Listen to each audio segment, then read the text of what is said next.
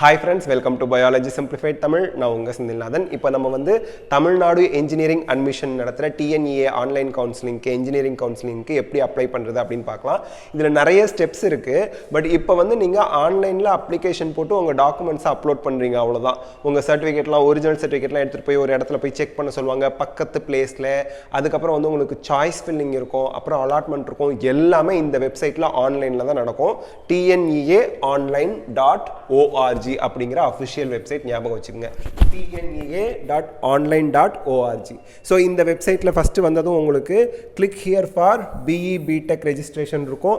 அடுத்து click here for B Arch registration இருக்கும்.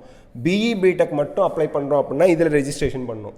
B.Arch மட்டும் பண்ணோன்னா இதில் பண்ணணும். ரெண்டுக்கும் பண்ணணும்னா ரெண்டுக்கும் தனித்தனியாக நீங்கள் அப்ளை பண்ணி ரெஜிஸ்ட்ரேஷன் பண்ணணும். இதில் 10 ஸ்டெப்ஸ் இருக்குது. அந்த 10 ஸ்டெப்ஸ் என்ன அப்படிங்கிறத கடகடன் இப்போ பார்த்துடலாம். So first BE B Tech registration click பண்ணிக்கிறோம். கிளிக் பண்ணால் உங்களோட பர்சனல் இன்ஃபர்மேஷன் ரெஜிஸ்ட்ரேஷன் முதல்ல ஓப்பன் ஆகும். ரெஜிஸ்ட்ரேஷன் பேரில் உங்கள் பேர், அப்புறம் உங்கள் மொபைல் நம்பர், இமெயில் அட்ரஸ் திருப்பியும் நீங்கள் வந்து கன்ஃபார்ம் பண்ணணும். அப்புறம் டேட் ஆஃப் பர்த்து, +1 தேர்ச்சி பெற்றிருக்கிறீர்களா அப்படின்னு கேட்கும்.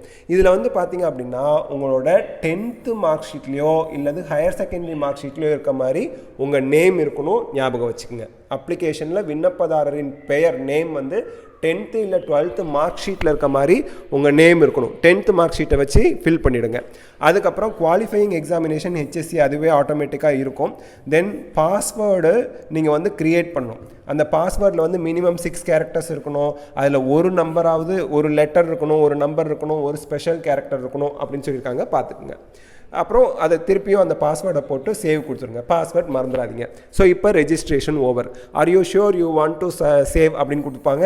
எஸ் கொடுங்க. சேவ் கொடுத்தீங்கன்னா கொடுத்ததுக்கப்புறம் உங்களுக்கு ஒரு ஓடிபி, ஒன் டைம் பாஸ்வேர்ட் உங்களோட மெயில் ஐடிக்கு, உங்கள் ஃபோன் நம்பருக்கு வரும். ஃபோன் நம்பர் இல்லைனா மெயில் ஐடியை நீங்கள் செக் பண்ணி அந்த ஓடிபி இங்கே 6 டிஜிட் ஓடிபி போட்டு சப்மிட் கொடுத்தீங்க அப்படின்னா உங்கள் ரெஜிஸ்ட்ரேஷன் கம்ப்ளீட் ஆயிரும். இப்போ உங்கள் ரெஜிஸ்டர்ட் இமெயில் ஐடி, அப்புறம் பாஸ்வேர்டு, நீங்கள் க்ரியேட் பண்ண பாஸ்வேர்டு, இமெயில் ஐடியோட பாஸ்வேர்டு இல்லை. இப்போ நம்ம ரெஜிஸ்ட்ரேஷன் பண்ணோம்ல, அப்போ ஒரு பாஸ்வேர்டு 2 தடவை டைப் பண்ணிப்பீங்களா, அந்த பாஸ்வேர்டை போட்டு லாகின் கொடுக்கணும். லாகின் கொடுத்தீங்க அப்படின்னா உங்களுக்கு அப்ளிகேஷன் அந்த ஃபில் பண்ணுறது ஓப்பன் ஆகிடும். இதில் வந்து 8 ஸ்டெப்ஸ் இருக்குது.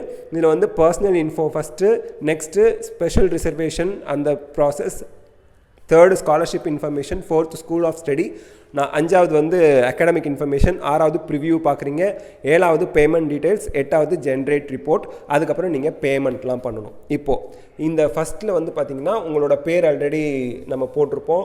அண்ட் தென் சிவிக் ஸ்டேட்டஸ் இதெல்லாம் ஆல்ரெடி இருக்கும். இதில் வந்து உங்கள் பேரண்ட், அப்பா பேர் இங்கே, அதுவும் 10th மார்க் ஷீட்டில் இருக்க மாதிரி ஃபில் பண்ணிவிடுங்க. அப்புறம் உங்கள் அட்ரஸ் எழுதிருங்க. சேம் அஸ் கம்யூனிகேஷன் அட்ரஸ்னு கொடுத்தீங்கன்னா இந்த அட்ரஸ் இங்கேயும் பிரிண்ட் ஆகிடும். அதுக்கப்புறம் அதை சொந்த மாவட்டம், communication address, pincode, taluk, district, state இதெல்லாம் இருக்கும். அதெல்லாம் நீங்கள் ஃபில் பண்ணிவிட்டு இங்கே சேவ் அண்ட் கண்டினியூ இருக்கும், அதை கொடுங்க. சேவ் அண்ட் கண்டினியூ கொடுத்தா இப்போ செகண்ட் ஸ்பெஷல் ரிசர்வேஷனுக்கு வந்தாச்சு. இங்கே வந்து நீங்கள் டிஎஃப்சி சென்டர் நீங்கள் வந்து செலக்ட் பண்ணணும். அது கம்பல்சரி செலக்ட் பண்ணணும். அங்கே போய் நம்ம நேரில் உங்கள் அப்ளிகேஷன் நம்பரோட உங்களோட ஒரிஜினல் சர்டிஃபிகேட்ஸ்லாம் செக் பண்ணுறதுக்கு போகணும். அது உங்கள் டிஸ்ட்ரிக்டில் பக்கத்துலேயே நீங்கள் போகிற மாதிரி அவங்க ஒரு சில கவர்மெண்ட் காலேஜ் அட்ரஸ் கொடுத்துருவாங்க. இப்போ பார்த்தீங்கன்னா செங்கல்பட்டுக்கு ஐஆர்டி பாலிடெக்னிக் காலேஜ் கொடுத்துருக்காங்க. University department of Anna university Chennai, MIT campus, Chromepet, Tambaram taluk, Chengalpattu அது கொடுத்துருக்காங்க. ஸோ இந்த மாதிரி ஒரு 2 சென்டர் கொடுத்துருக்காங்க ஒவ்வொரு டிஸ்ட்ரிக்டும். அங்கே போய் நம்ம செக் பண்ணுற மாதிரி இருக்கும். நம்மளோட ஒரிஜினல்ஸ்லாம் எடுத்துகிட்டு அது எப்போன்னு அவங்களே உங்களுக்கு இன்டிமேட் பண்ணுவாங்க. அதுக்கப்புறம் நீங்கள் வந்து எமினன்ட் ஸ்போர்ட்ஸ் பர்சனில் வரீங்களா, எக்ஸ் சர்வீஸ்மென்னா உங்கள் அம்மா அப்பா யாராவது மிலிட்ரியில் இருந்து ரிட்டையர் ஆகிருக்காங்களா, அதுக்கப்புறம் வந்து உங்களுக்கு ஃபிசிக்கலி சேலஞ்ச் ஸ்டூடெண்ட்ஸாக இந்த மாதிரிலாம் கேட்பாங்க. அது வந்து உங்களுக்கு இருக்கு போடுங்க, இல்லைன்னா நோ போட்டுருங்க. அதான் ஸ்பெஷல் ரிசர்வேஷன். நெக்ஸ்ட் வந்து ஸ்காலர்ஷிப் இன்ஃபர்மேஷன். இதில் வந்து இதுலேயும் eminent sports person, air force, differently abled, DFC centre போடுறாங்க. இதுதான் ஸ்பெஷல் ரிசர்வேஷன் தான். இது போட்டதுக்கப்புறம் next scholarship information 3rd step.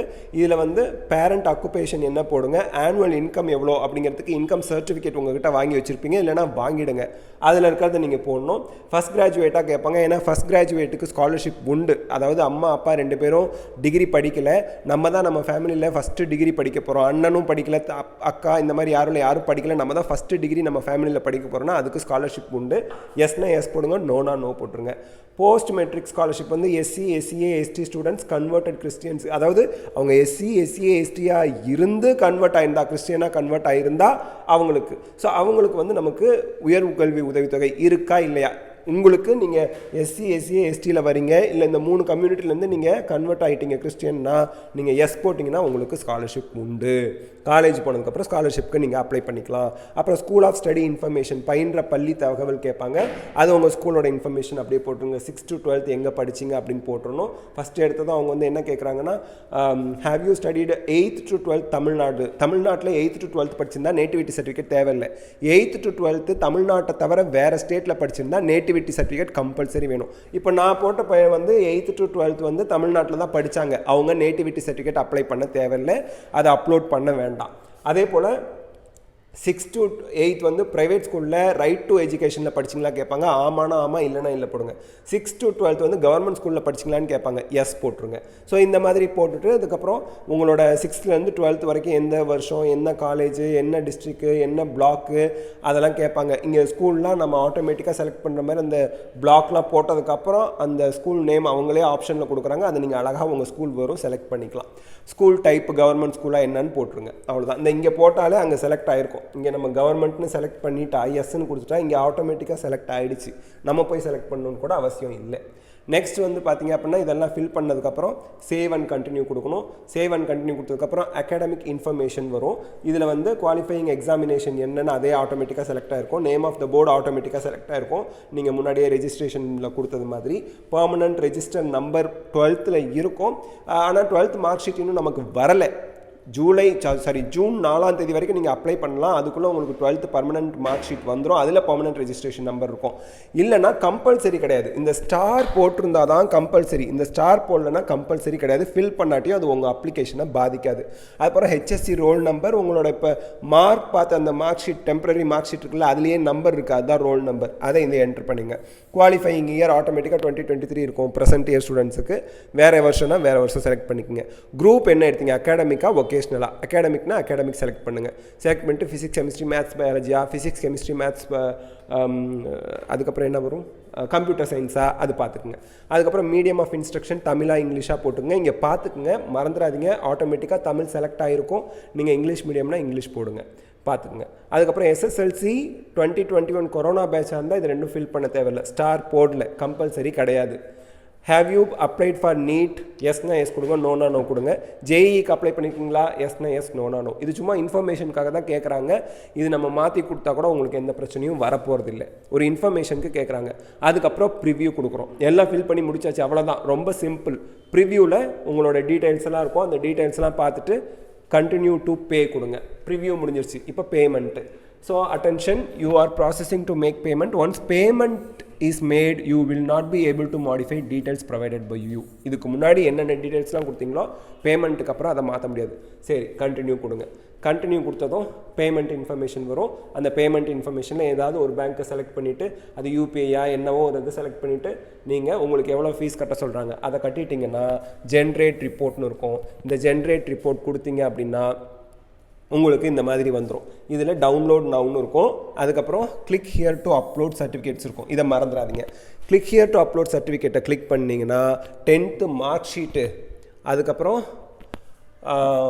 11th mark sheet compulsory கிடையாது, ஆப்ஷனல்னு கொடுத்துட்டாங்க. 12th mark sheet, transfer certificate TCயும் ஆப்ஷனல், பெர்மனன்ட் கம்யூனிட்டி சர்டிஃபிகேட் எங்கெல்லாம் ரெட் இருக்குன்னு பாருங்கள் ஸ்டார், அதெல்லாம் கம்பல்சரி. அது நீங்கள் அப்லோட் பண்ணலன்னா சப்மிட் ஆகாது. Passport size photo of the applicant, star போட்டிருக்காங்க, ரெட் ஸ்டார். அதுக்கப்புறம் சிக்னேச்சர் ஆஃப் த அப்ளிகண்ட், ஒரு ஒயிட் பேப்பரில் சிக்னேச்சர் போட்டு அதை நீங்கள் ஃபோட்டோ எடுத்து அப்லோட் பண்ணணும். இன்கம் சர்டிஃபிகேட்டு, ஏன்னா ஸ்காலர்ஷிப் கிளைம் பண்ணுறவங்களுக்கு income certificate compulsory. Scholarship claim பண்ணலை அப்படின்னா இன்கம் சர்டிஃபிகேட் கம்பல்சரி கிடையாது. அடிஷ்னல் சர்டிஃபிகேட்லாம் யார், இந்த ஸ்போர்ட்ஸில் இருந்தோம், இல்லை eminence sports person, ex serviceman, இந்த மாதிரி எக்ஸ்ட்ரா சர்டிஃபிகேட்லாம் இருக்கவங்க அவங்க இதில் அப்லோட் பண்ணணும். அதுக்கப்புறம் சேவ் கொடுத்துடணும். சேவ் கொடுத்ததுக்கப்புறம் கீழே வந்து ஃப்ரீஸ் டவுன்லோட் அப்படின்னு இருக்கும். இந்த மேலே இருந்துச்சு பார்த்தீங்களா, ஒரே நிமிஷங்க, அந்த ஃப்ரீஸ் டவுன்லோட் கொடுக்கணும்.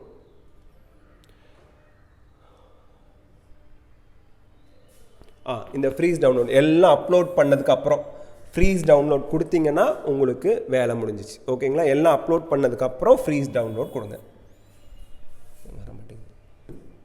ஃப்ரீஸ் டவுன்லோட்னு இருக்கும், எல்லாம் அப்லோட் பண்ணதுக்கப்புறம். அந்த ரெட் கலரில் இருக்கிற ரெட் ஸ்டார் போட்ட எல்லா சர்டிஃபிகேட்டும் அப்லோட் பண்ணிட்டீங்க அப்படின்னா, இப்போ ஃபார் எக்ஸாம்பிள் ஃபஸ்ட் கிராஜுவேட் நீங்கள் எஸ் கொடுத்துருந்தீங்கன்னா இங்கே அப்லோட் பண்ணுற இடத்துல ஃபஸ்ட் கிராஜுவேட்டுக்கு ஸ்டார் போட்டிருப்பான். கம்பல்சரி நீங்கள் அதை அப்லோட் பண்ணி ஃப்ரீஸ் அப்லோட் கொடுக்கணும். எல்லாமே எதுக்கெல்லாம் ஸ்டார் போட்டிருக்கோ அதுக்கெல்லாம் அப்லோட் பண்ணி ஃப்ரீஸ் அப்லோட் கொடுக்கணும்.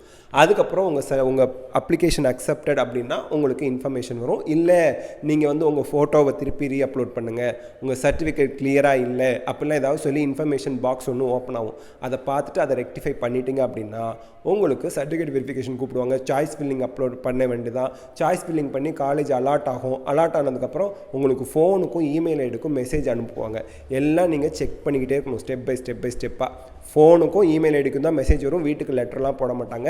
இந்த பேஜில் தான் உங்களுக்கு அலாட்மெண்ட் லெட்டரும் வரும். அதை பிரிண்ட் அவுட் எடுத்துகிட்டு நேராக காலேஜுக்கு போய் ஜாயின் பண்ணிக்க வேண்டியதான். இதுக்கிடையில் உங்களுக்கு என்ன காலேஜ் டிஎஃப்சி சென்டர் போட்டிங்க அங்கே போய் உங்கள் சர்டிஃபிகேட்லாம் வெரிஃபிகேஷன் பண்ணுற மாதிரி இருக்கும். அதுக்கும் இன்ஃபர்மேஷன் வரும். ஸோ இதெல்லாம் நல்லா பார்த்து வச்சுங்க. ஸோ இந்த வீடியோவில் நம்ம டிஎன்இஏ அப்ளிகேஷன் ஆன்லைனில் எப்படி போகிறது பார்த்துருக்கோம். இந்த வீடியோ உங்களுக்கு ஹெல்ப்ஃபுல்லாக இருந்தால் லைக், ஷேர், கமெண்ட் பண்ணுங்கள். பயாலஜி சிம்பிளிஃபைட் தமிழ் சேனலுக்கு சப்ஸ்கிரைப் பண்ணுங்கள். அண்ட் இதுக்கப்புறம் வரக்கூடிய அந்த கவுன்சிலிங் ப்ரொசீஜர் எல்லாமே நம்ம அப்லோட் பண்ணுவோம், எப்படி அதை ஃபாலோ பண்ணுறது அப்படின்னு. Thank you so much.